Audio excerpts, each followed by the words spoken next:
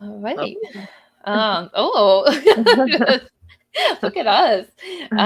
Okay, so let me make sure that this is going. It like sometimes is like a little behind, but oh, yeah, there we are. Oh my gosh, so cute. Um, Let me see if I can get the comments pulled up. If I can't, that's fine. We'll just ignore it. But okay, so let's go ahead and get started. So, everybody here in the DPT to CEO group, welcome back to our live interview series where I am talking to all kinds of therapy entrepreneurs. And this season, we have quite a few different therapists, and we're going to be talking about a lot of different ways that they've gone into business for themselves. And we are going to go ahead and kick things off with my dear friend Brandis, one of the absolute OGs of this Oh, program. I don't know about um, and learn more about Brandis. And we're going to dive into the world of cash therapy, being mobile therapist, and keeping everything together despite having a million things happening constantly. So, Brandis, welcome. Thank you so much for being that. here. Thank you for having me. I'm excited. Yeah, It's, me it's too. good to be the first one back on. I'll take that. Yeah, yeah. The first one, the best one. Well, don't tell anybody else that. I'll just say that to everybody. That's okay. I'll take it for now. Miss Brandis, if you wouldn't mind, for people in the group that don't know you, can you go ahead and tell us a little bit more about yourself, your background, and I guess like what led you to be here? Okay. So I am Brandis Montgomery, and I'm from the mighty state of Ohio, and I currently reside in Georgia, outside of Atlanta. And I've been here far too long. I think going on 12 years. Let's see. I went to my graduate school at Thomas Jefferson University in Philadelphia. And then I worked briefly in Kentucky, like Lexington area, for like 2 years before I transferred to Georgia, where it was warm. Sounded like a cool place to be. Um, and at the time I was single, so I didn't really care where I was. And let's see, I'm trying to think of my timeline. So then I was working for outpatient, which I've done probably of my 14 years, I've probably done 12. That's not true. 10 outpatient years, mostly in the outpatient clinical setting. And then I also did a very short stint, 6 months of home health before I got laid off in 2019 after I had my son and wanted more flexibility. And then got laid off there, also hated it. So it's kind of a blessing in disguise. At the time, it didn't feel that way. I was like distraught that someone did not want me. Yeah. But it really, I mean, even my husband was like, you didn't even like it anyway. So Yeah. it really was a blessing. So then I said, I really don't want to go back to outpatient because it's very inflexible. And since I had a newborn, I really needed more flexibility. So then my husband and one of my friends convinced me that I need to open my own practice. And I fought it very hard because I told them that that was a terrible decision. So that was in 2019. I started my own LLC with the help of a friend of mine who's now a DPT. She was a tech at the time. So it's kind of cool to see that go like full circle. But that was in 2019. In 2020, we had the lovely pandemic. And so I decided to go back to work full time because I didn't know what else to do. And I worked in another outpatient setting with a friend of mine for a year. And I knew by the end of that year that I was like, this is not what I want to do. It is so stressful. And I had no flexibility with my like 1 year old. And I was working, 8 to 5 with seeing like 20 plus a day with no tech and sometimes no front desk. Oh my God. I remember that. So it was really fun. And then when I got to the end of that year, I'm like, no, I am done with this. And I think you and I started maybe like that fall, August-ish, is when I started working with you. And I'm like, I'm going to just like put everything into this and see if I can make it do it and not have to work full time anymore with a clinic. So Mm-hmm. that was end of 2020, beginning of 2021. And I was still working at that time. I started working back with a PRN company that I had been working with and was doing 3 days a week working with them, 2 days a week with us working together on building my business. And by the end of 2021, I like gave all that up and I wasn't working. Let's see, I think November and December, I didn't work at all in my part-time job. And I just went full time with my business. And then recently we decided we were going to sell our house because I mean, why not? And and we paid off all of our debt by selling our home, which was the whole purpose. But now we're getting ready to have new construction, or new construction is currently being built. And so I am back in the clinic a little bit, working 2 days a week because my lender needs to see like a stable paycheck from someone that can pay me on a regular and not my income from my business. So I am now working 2 10-hour days in a clinic and 3 full days with my business, sometimes on a Saturday occasionally if I need it. So that's where we are now, and it's a lot of craziness. But I wouldn't trade it. I will say that. I wouldn't trade it. In fact, one of my patients today asked me like if I would ever go back into the insurance world. First of all, I said absolutely not. No. And if I would ever go back into a clinic, and I said only if someone made me go back into the insurance world. So, because I don't want to deal with it. Like if I have to deal with insurances, I want someone else to have to deal with it. So they can do that. A biller can handle it. I'll go treat patients. So that's where we are today. Yeah.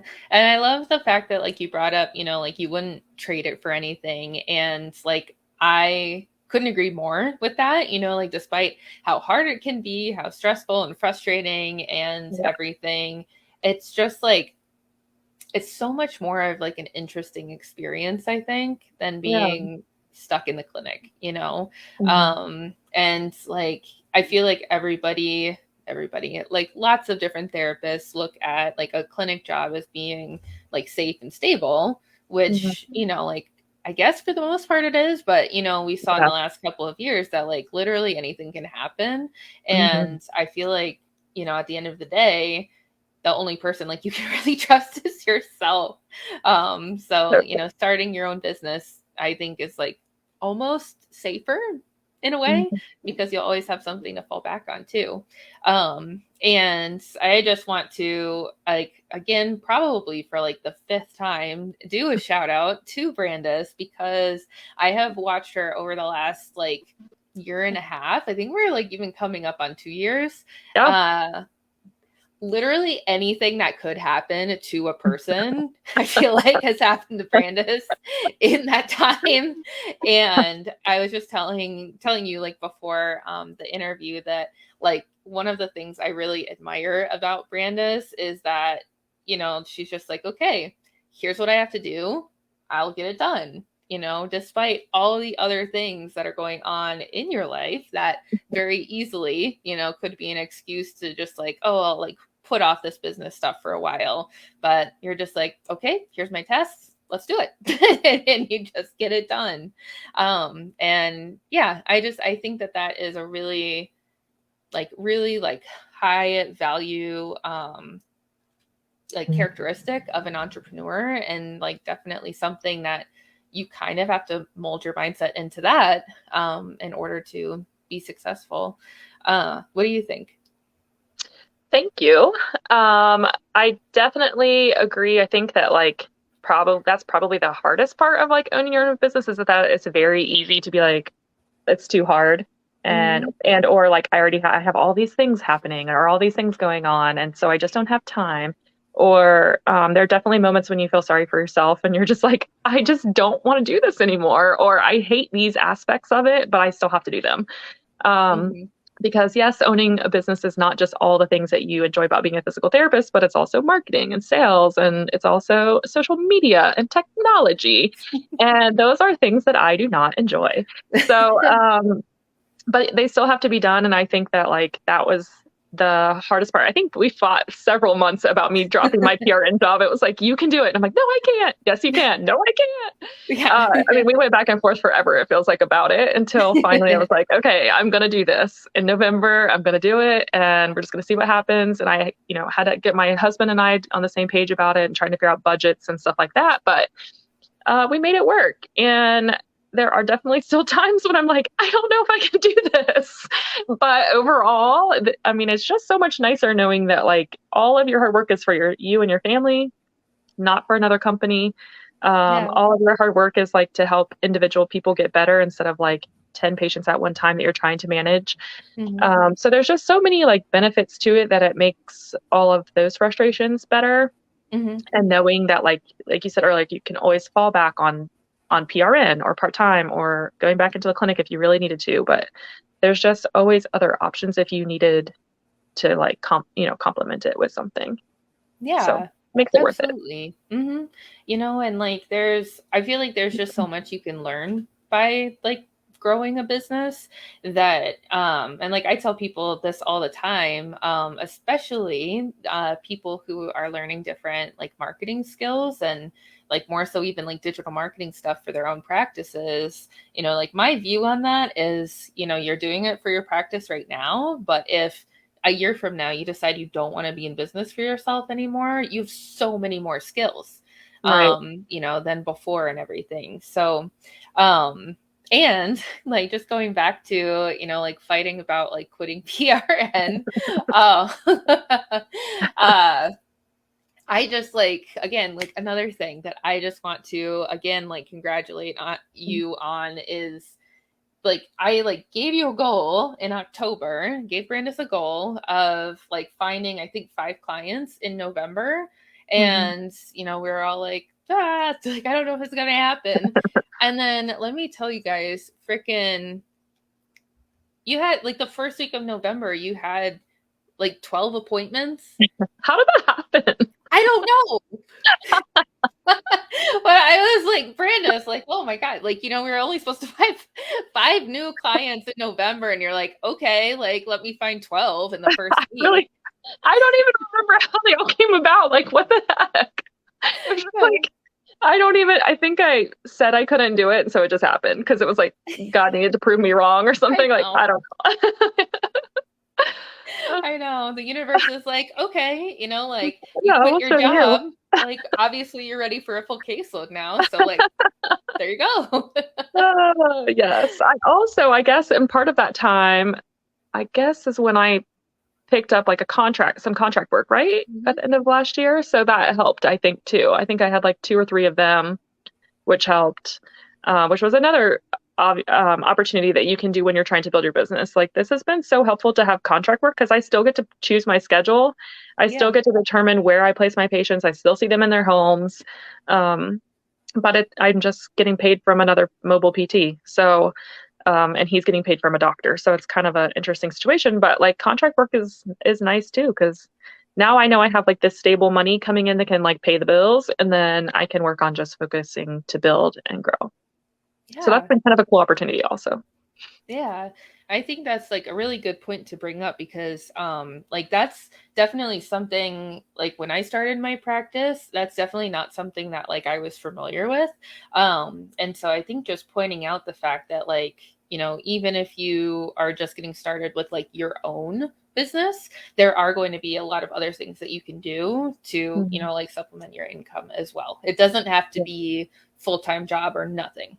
There's a Yeah. lot of like in between, Yeah. um, and lots of different opportunities depending on what you need. Yeah. Um, kind of going back to struggles you've been through. What do you feel like are like one or two like big struggles, whether like physical or like mindset wise, that you've been through since 2019? And how did you like overcome them or learn from them? I would say the first struggle was probably going PRN or leaving PR or not, like not doing my PRN stuff. Because at the time I was working full time and my husband was working part time. So I didn't know how to get to stop paying the bills.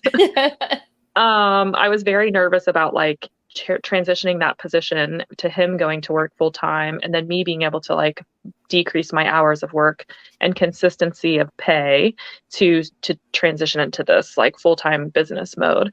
Um, So that was probably like the first big struggle that Yeah. was in the business, was just trying to get into the mindset of like, just try it. I mean, I can always go back to PRN, I can always go back to full-time work. So like, let's see what happens. I think we even talked about doing like a 3-month trial of it. Like, let's see what Hmm. happens over the next 3 months, and like, can you do it?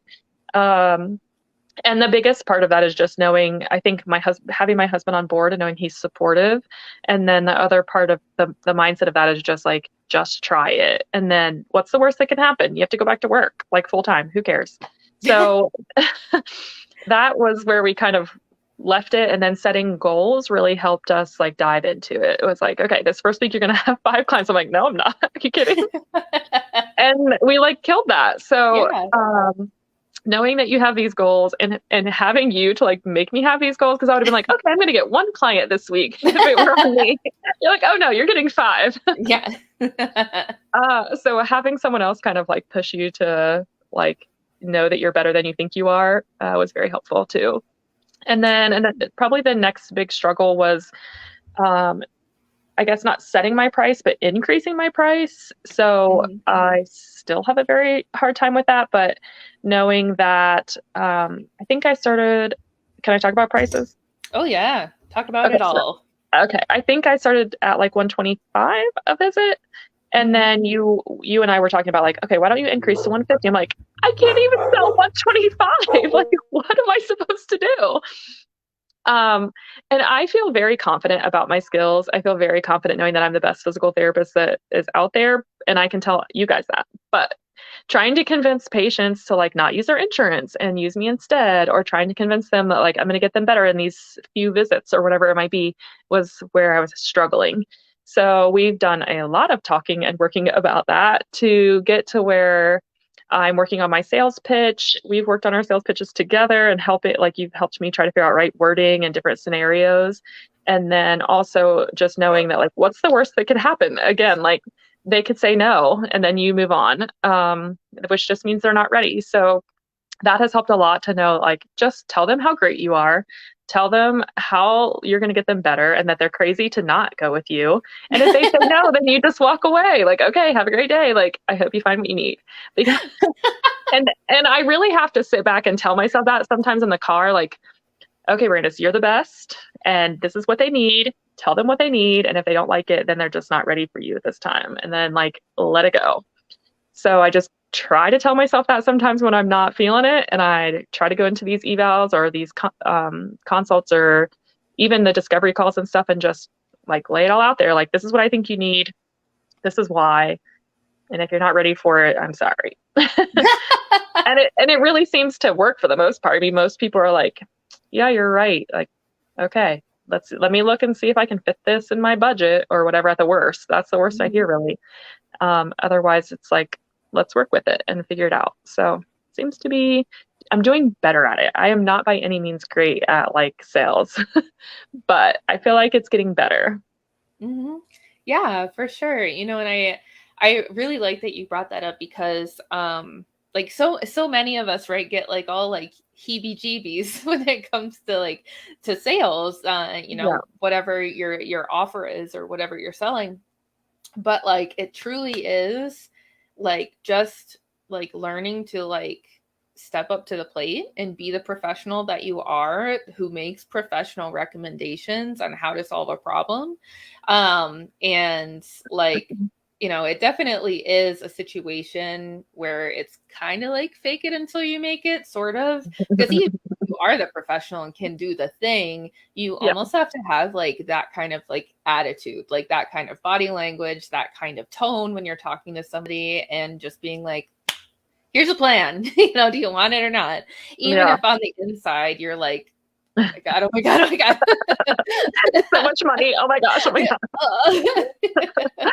um and like I think like we've talked about it before, and I've told some other people that even like in the way back, like probably like beginning of 2020, like I distinctly remember an evaluation that I did for a guy who had a shoulder issue, and like little business owner me at the beginning was like, you know what, I'm just gonna pretend that like I'm like the boss here and like I know all the things and everything. And I remember during that eval being like, okay, Chris, this is what we're doing, and kind of like having like a very authoritative way that I was talking to him, and he Yeah. was like, cool, let's do it, Yeah. and it like feels silly, like just kind of talking about it, but it really does make a huge difference, like you were saying. Instead of like why would we go into a conversation doubting ourselves, Yeah. first, and then hope that the person in front of us is going to say like, you seem unsure, but I guess Right. I'll pay you thousands of But I'll dollars. go with you. Yeah. Yeah. Yeah. So I think that's awesome. I really like that attitude about sales. So I guess like here's a question, like after kind of talking about that, to a newer business owner who is feeling heebie-jeebie, what advice do you have for them? As far as sales, Mm-hmm. I think, and I say this like semi-jokingly, but I really mean it. Um, One thing that I tell my husband this all the time when he like he doesn't ask for advice, I just tell him anyway, what's wrong with him. And I'm like, I'm the best doctor that you're ever going to meet. And I really do feel that way. Like there are so many medical doctors that have like a little bit of information about everything. They kind of know a lot about a little about everything, but Mm-hmm. they don't know a lot when you really think about it. I mean, how many of our patients get diagnosed with like shoulder pain? Like, oh, that was tough. Thank you. Yeah. I really wasn't sure about that.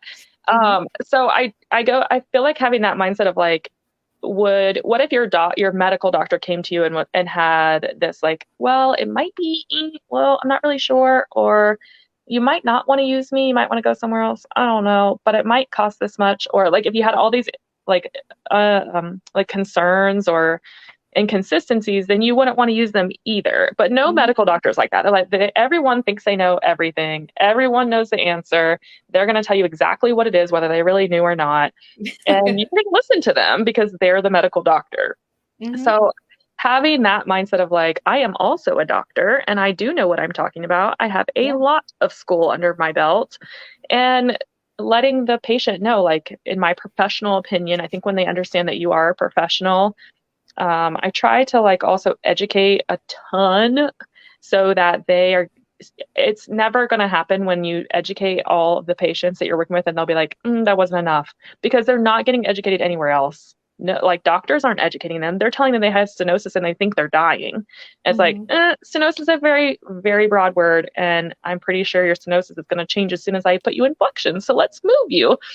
Like there's just so many things that they don't get taught. And when they come see you, that's the most anyone's ever talked to them. It's the most anyone's ever educated them. And so if you do all that education and you really explain all the things that you're doing, and then at the end, you're like, okay, now here's my plan and here's how much it's going to cost. They're much more likely to be like, you're the most educated person that I've ever worked with. No one's ever talked to me that much. No one's ever explained this to me. I don't know how many times people tell me that. They're like, no one has ever explained that. Thank you so much. It's like, oh, well, it should have been done step one, but okay. So Yeah. I think the mindsets of like, you're a doctor, and no other doctor that you know, no chiropractor acts like that either. They're like, I'm the bomb, and they all think they know what they're talking about. So why don't we have that mindset, you know? I think Yeah. that we should go in there with this idea of like, I am a doctor. I have been educated over and over on all of these things. And then also just like using that education to really get people to buy in, like, I know what I'm talking about. And here's what's going on. Mm-hmm. Helps them like really, really buy in. Yeah, and like they trust you Yeah. because like you're trusting yourself. So like why wouldn't they trust you, Yeah. Um and yeah, like I think that's a really good point to bring up as well. Like I've had this year I think at least two or three patients where they come in for an evaluation and like 90% of our first visit is like them telling me their story, and Right. like unfortunately like a lot of like fears that they might have about whatever's going on in their body, and they've been to this doctor and that doctor, whatever, and have some kind of imaging that says a thing, and Mhm. then they think everything's over. Yeah. Um and like it just like being able to provide space for somebody as a private practice provider, so much alliteration, um but like creating a space for somebody to be able to express themselves, like the good, Yeah. the bad, the fears, the goals, um, it is so invaluable. It's not even funny. Yeah. Um, like I myself as a patient have experienced a lot of like not so great encounters with different Hmm. medical providers. And by like doing this, it's like part of my mission is to like be the best space that I can for somebody to feel safe with, like what they have going on. Hmm. Um, and, like you were saying too, like taking the time throughout the session to explain what's going on to them. Like it's just so important, like Yeah. every person has a right to know about their body. Yeah. And like they deserve to have like a guide and a leader in that process. Hmm. And like something else that I know that patients really appreciate when I've worked with them is like if like their PCP or the surgeon, whatever, like they recommend some kind of procedure, uh, and the patient and they don't explain it to the patient, like Hmm. I went out of my way, but it's kind of part of like how I operate, to do the research myself and provide research and articles and pictures and just Yeah. information to a patient so that they can make the most educated decision possible about whether they want to go through the procedure. Yeah. And that like just that means so much, Right. like if I were the patient too, like I would feel so much more comfortable with this person who sees me, Hmm. instead of just kind of being like another number and Right. everything. So Yes. yeah, I like agree. we do like a lot more like work and like offer a lot more benefits, I think, than like meets the eye at first. Hmm. um and I love that attitude, Brandis, of just being like, you know what, I am a damn good doctor, so like this is what we're gonna Yep. do. Yep. um because like that's what people want, is to be taken care of, you Hmm. know and if you try to apologize for that, whether it's like, I'm so sorry, but like I have to see you, twice a week, or like, Right. I'm so sorry, it's $200 to see me, Yeah. that doesn't provide the safe space that the Yeah. patient needs.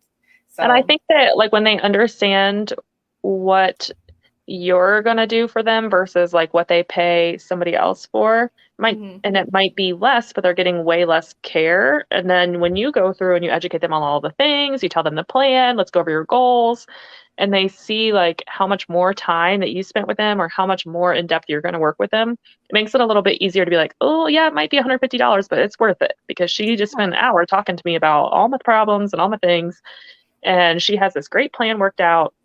It helps them kind of see like why I'm charging you $150 versus like why your copay's $50. mhm, It's so yeah, much different, and you're going to get a very different experience. And if that's what you want, that's fine. But like that's also the education and the time that they're going to spend with you. mhm, yeah, absolutely. Um, And I think it's just really important, going off of what you said, to help lay out all the options on the table, and help your patient make the decision that's best for them in the long Yeah, run too. yeah. Um, well, cool. So everybody out there watching or listening to this, you need to start amping up your attitude when you interact with patients. That's That's the right. Be very takeaway. confident. Yeah, be very confident. Make sure you give yourself like a mental talk in the car if you feel Mhm, like you can't do it. Like mental talks are like the best because you're sitting there like, ugh, I don't want to have this chat or I don't know how to say this right. But as long as you tell yourself in the car, like, I'm the best doctor and I know what I'm mhm. talking about and I'm going to show them how this is worth it, and just go in and kill it. Yeah. And just, you know what? For people who need a visual, go make a copy of your diploma and There your you go. license There and you tape go. it in your car. And just look at that every time. Yes. Oh my Yeah. gosh.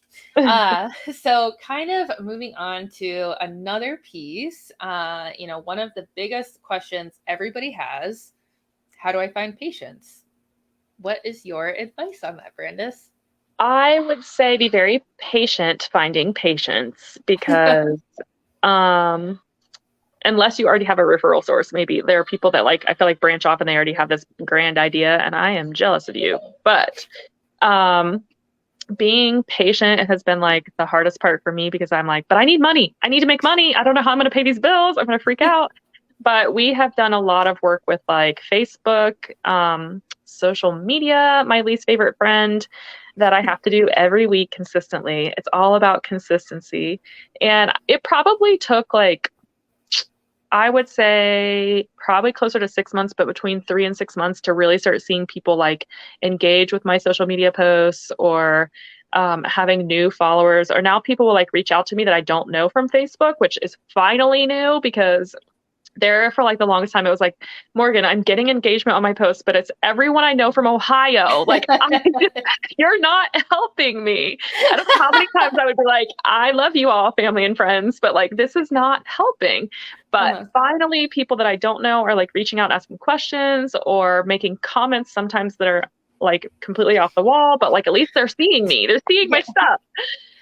So it's finally like, this is working. And it is a lot of work to do social media. One day I will pay someone to do it for me, but not right now. And being really consistent is so important with those things. And then we also have been doing some Facebook ads. Morgan, you've been helping me with those because I don't know how. I don't want to learn.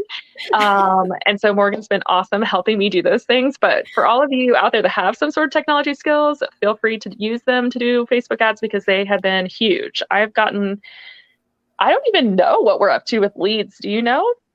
Oh, it's probably like over 200.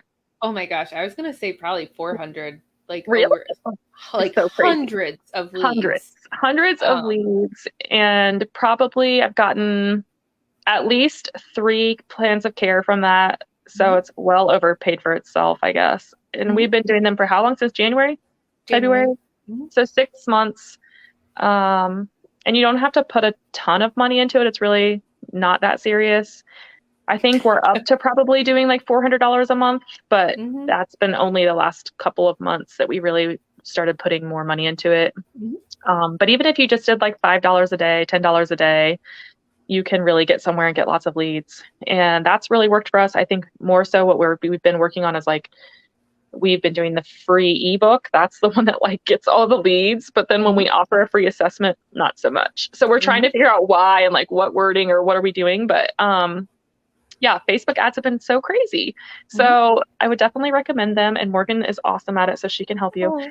And then what else am I doing to find patients? Thumbtack. Tell us about Thumbtack.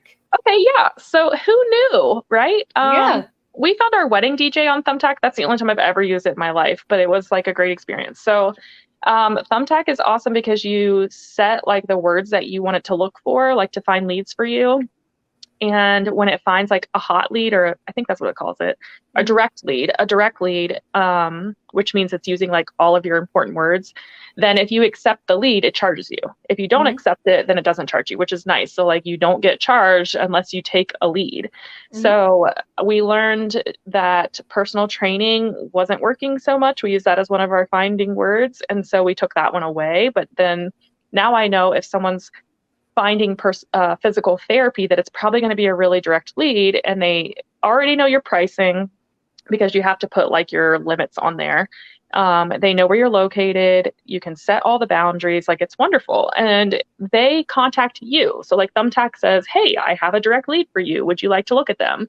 And it gives you all of the like, the person has to fill out like a questionnaire, like what they're looking for. And you can look at that and say, yes, I want it, or no, I don't. And if you do, then they charge you. I think the most I've been charged was $32 for a lead. Most of the time they're like less than 10. And usually I think I've gotten 3 leads from Thumbtack or three plans of care from Thumbtack. And the nice part is like they're looking for you. So like if you get an email from Thumbtack, someone's wanting your services and they already know what you charge is the nice part. It's like they found you and they knew you charged $150. Yeah. So you don't have to worry about that sales part. So yeah, it's been really great. And you can talk back and forth. You chat with them on Thumbtack, or they'll give you a phone number lead and you can contact them on the phone. So I usually chat and then I ask them if they want to talk on the phone. And yeah, I've gotten 3 leads from there. So it's been awesome. I love the most about Thumbtack that you don't have to pay until you accept a lead. Like I think that's like the nicest part.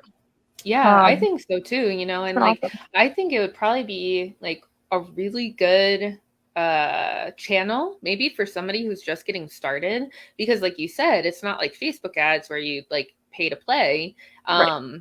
It's only if you accept them, and I think, don't quote me on this, but I think the policy is that if you accept like a direct or hot lead or whatever and they end up being a garbage lead, then Thumbtack will refund you. Oh, um I think. Look that up. Anybody that's listening just. to this, look it up. But yeah, and like it's so cool because like I set it up for Brandis, and it might have taken me 30 minutes to set up your profile, if that. And then it just runs in the background. And then, yeah, and You then don't do you like, anything. yeah. And you can go on there and look for leads. Like it also will tell you like Mhm. similar people are looking for something similar in your area, where it pulls up words that might not be physical therapy. So you can go searching for leads if you'd like. And then if you contact someone, I think you pay for it. Yeah. So it's a really nice tool. Like you said, it just kind of runs in the background. It's like a side note, and like you get an Mhm. email all of a sudden, you're like, oh, yay, this Oh, is look at that. exciting. Yeah. Yeah, So like I it's like probably, really really low risk. oh yeah, it's great. And maybe I've gotten 10 direct leads and I've gotten 3 plans of care from them. So that's a pretty good turnover. Mhm. Or not turnover. Is that the right word? I don't Um, know, we know what you mean. okay. And then the other place I'm getting leads from is like I do events and then I also like set up in a couple of gyms. So um those are nice because like the events, it's like I would say easy money, but like easy, quick money. I don't do like full sessions at the when I'm there, but I will do like recovery sessions or taping or injury assessments at the different tournaments, or you could set up for like 5Ks if that's what you're interested in or whatever it might be. And then I don't know, I charge them $30 to come over and I'll look at them or I'll stretch them or I'll do soft tissue work or whatever it might be. And the last tournament I was at, I made $600. It was quite crazy. These volleyball players are out of control.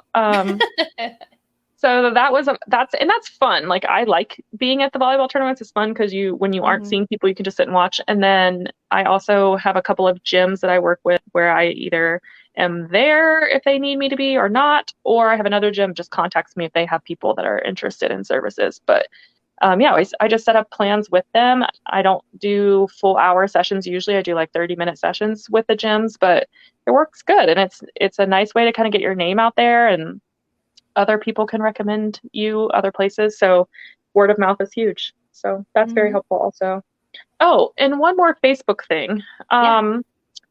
I have joined a lot of like local, like there's a Women of Douglasville page, there's a Smyrna page. These are cities around me. And so many times people are looking for physical therapists or they just are talking about pain and just putting your information out there. I don't even tell them I'm a physical therapist. I'm just like, hey, I would recommend like doing these stretches, or it sounds like you need to see an ortho, or it sounds like you need to see a physical therapist. If you have questions, let me know. Like I don't even say anything about like who I am. Um, but that also, it seems like I haven't gotten any leads, I don't think that way. But a lot of people ask questions and then they know you're out there so that if Mhm. something else comes up, they're like, oh, there was this person on Facebook who really was helpful. So that's another way. Yeah. Oh my gosh. Look at all these ways, Brandis. I'm trying. All the different Oh, things. and I'm supposed to contact ortho doctors, but That was a homework that Brandis had like at least a month ago. oh, months. It's been months for sure. I'm like, I'm going to do it one day. I am, I Yeah. promise, but it's just not yet. It's not right now. Yeah, and that's like totally okay, like just bringing that up. There's like, more, I hate this saying, but like more than one way to skin a cat, I guess. Yeah. And so like for some practices that are out there like doing things like similar to Brandis in terms of like audience and like delivery style of care, like uh our good friend Jeff, the assistant coach in the DPT to CEO program, he He's like so disappointed in hangs. me. Oh my gosh, no, it's fine.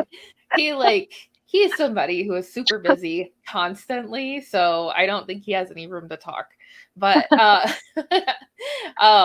like he like hangs his entire marketing strategy really up until this Yeah. point on working with like concierge doctors, cash Yeah. pay doctors, and that's how they've grown their practice to, I think it's like 6 or 7 clinicians now. Versus like all the things that Brandis just outlined. And like with all of that, it's just like day by day by day, the awareness in your area, like in the location, it just continues to grow. Yeah. And like you were saying, eventually, like people who message you are going to be like really like hot leads, you Yeah. know? Yeah. And like you're just building a lot of know, like, and trust with your community. Mhm. So there are all sorts of ways that you can find clients, and it's just really important to remember you can experiment with everything, but then you have to sort of start to narrow things down a little bit to Mhm. like the different channels that work, Yeah. aka they've produced a patient, versus things that maybe you work on for like 6 months and there's zero Nothing. action. Yeah, Yeah. it's time to We've go a had some of different those too. direction. But yeah, thank you so much for sharing all of those. I know that Yeah. it's really helpful to have like specific examples of what to do for marketing, because I know Mm. that's something that I think a lot of people struggle with, is like marketing. We know we Yeah. have to do it. Yeah. And like I see different posts and things online that like everybody wants help with marketing, but there's Mhm. so many different ways to market yourself. It's nice to hear these really specific examples. Yeah. So thank you. Yeah. Let's see. And then I think a couple of last questions. I know, like there were some particular like concepts and things that you had wanted to kind of like touch on that have been part of your journey. Um, but I guess like incorporating those, what like what pieces of advice, I know we've talked about some of this already, but Mhm. like 1 to 3 pieces of advice, what do you have for people who are either like just getting started for like with this, or they're like on the fence about whether to go into business for themselves? Okay. I would say like the key word here is just like persistence and patience, because that's been the hardest part when I mean, regardless of whether you have a family or not, it's hard to be like, okay, I have to pay these bills, but somehow I'm going to try to grow this business. Like, oh my God, it's just very hard in your mind to be like, I'm going to come up with money somehow and I'm going to pay these bills. Um, but knowing that you can make it very a gradual build. We want it to be very quick and we want to get like lots of patients in a row. But it's almost like more steady if you can like gradually build and learn as you go, and just being really persistent to like do the social media. I'm not a fan, but I do it every week, and every week I put things out there to just make it consistent, so that Mm-hmm. there's always words out there. Sorry, I don't know why my phone is not charging and it's telling me it's dying. Uh-oh. Um, then we can finish up here soon. But yeah, I Um, think, oh, go but ahead. yeah, yeah, I would just that would be my keys would be like persistence and trying to find like consistent, like we talked about with the marketing strategies, like find the ones that seem to be like, even if it's just one person that worked, so let me Mm-hmm. keep doing it 1,000 times over, and just Mm-hmm. sticking with it and really trying to be consistent. Keywords. Be Yeah. consistent.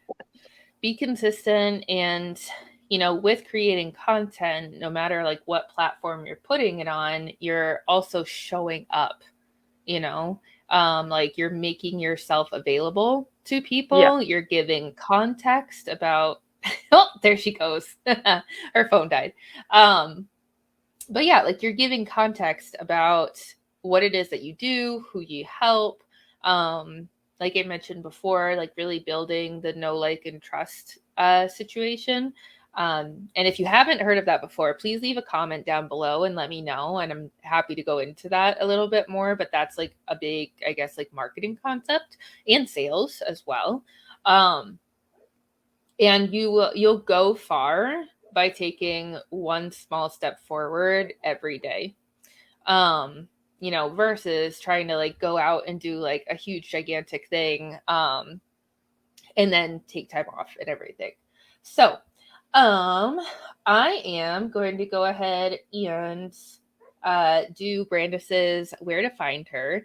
If any of you who have been watching either live or on the replay, and you have questions about anything that Brandis shared, questions about like anything that I do in my practice, or whatever it may be, please leave a comment down below, and you could tag either of us in the comments, and we'd be happy to continue to discuss and helping you be successful.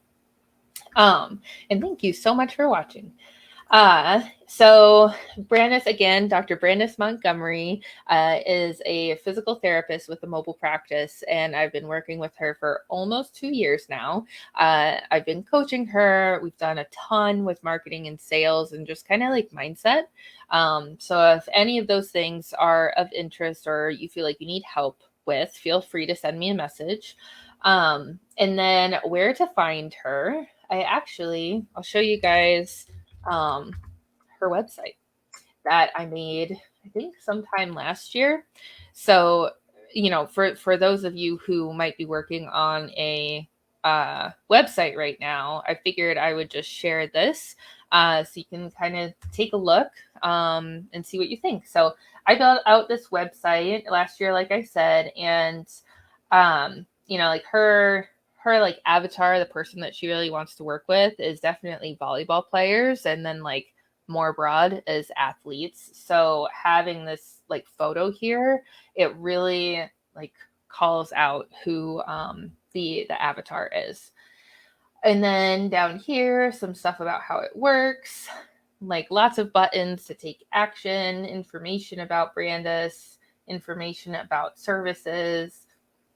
And if you want to take a look at it just for like some inspiration, the URL is onthemovempt.com.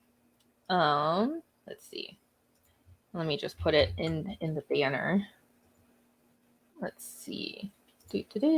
There it is. There's their website. So www.onthemovempt.com. And you can also find Brandis, of course, on Facebook, in the Facebook group, and on Instagram at On The Move. There might be 2 profiles.